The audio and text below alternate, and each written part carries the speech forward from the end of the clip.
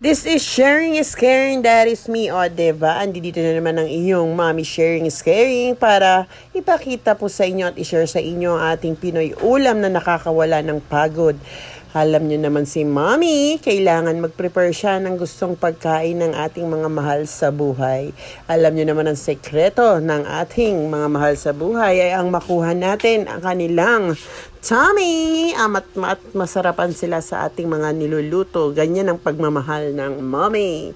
Ayan na nga, bumili kami ng pampano cheese. Since yan yung gustong kainin ng aming tito, at sinamahan din namin ng maliliit na tilapia. Kailangan toasted ang pagkakaprito para kain lahat, walang tapon.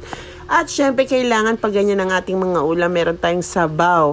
Ang ating love team sa ating ulam ay ang tinolang manok na may papaya at sayote. Diba napaka-yummy mga mami? At handa na natin ang ating sausawan na patis na maraming sili at kalamansi.